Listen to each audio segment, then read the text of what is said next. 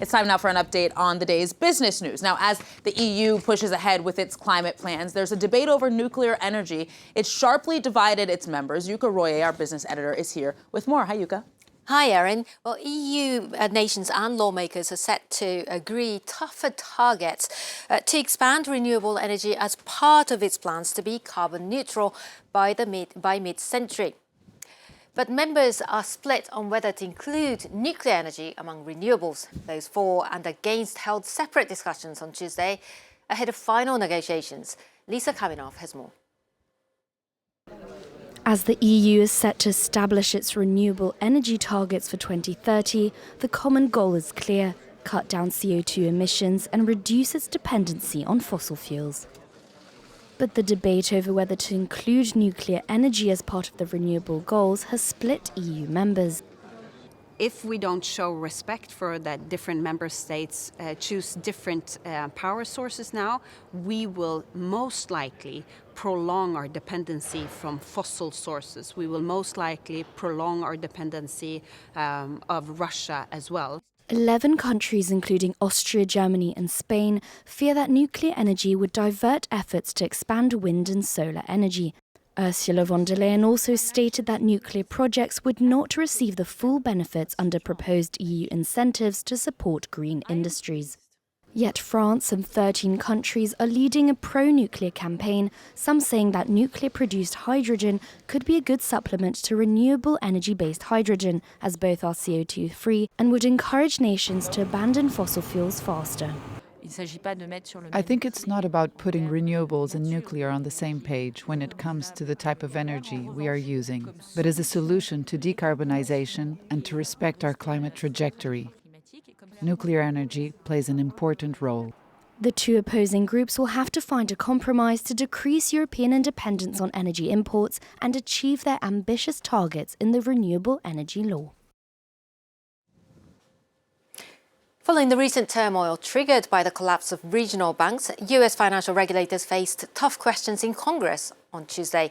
In the first Senate hearing, the vice chairman of the Federal Reserve cited terrible risk management at Silicon Valley Bank prior to its failing earlier this month and said most banks are better equipped to deal with changing market conditions, including the risk posed by rising interest rates.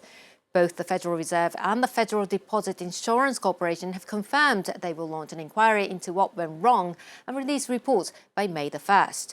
President Joe Biden, meanwhile, said that White House's response to the recent banking turmoil was not over yet. Well, I think we've done what we need to do executively. I feel confident. Things are settling out. The markets seem to be responding. And but I'm not sure whether we get much legislative change, but we're looking at that as well. It's not over yet. We're watching it very closely.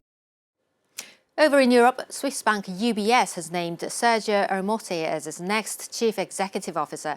In a surprise move, the group's board made the decision in light of UBS's new priorities following its planned acquisition of Credit Suisse.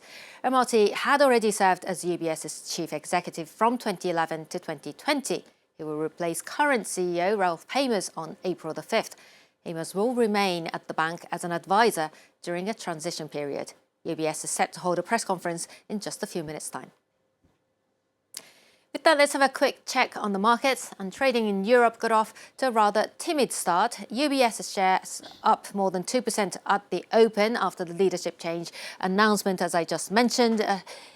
Here, London's up 1/3 of a percentage point. Paris's CAC 40 up the most, up by 0.7% at the open. Asian shares earlier mostly rose, with Hong Kong rising nearly 2%, but Shanghai ended the day slightly down in negative territory. Hong Kong's shares were driven by Alibaba. Shares of the Chinese tech giant surged on the exchange after rising 14% in New York, following its announcement to break up the company into 6 groups and seek IPO options for 5 of them. Its US-listed shares have lost nearly 70% of their value since 2020 on concerns over Beijing's crackdown on big tech firms. But today in Hong Kong, it was up nearly 13%.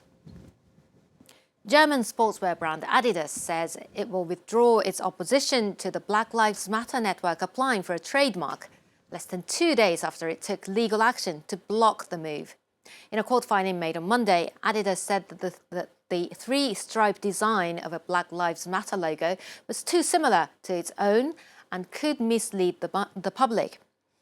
The BLM Global Network Foundation applied for a US trademark in November of 2020 to use in a variety of products, including T-shirts, mugs and books. Some legal experts said it was unlikely Adidas' argument would hold, as the only similarity would be 3 parallel lines, as you can see, but in different colours and different directions.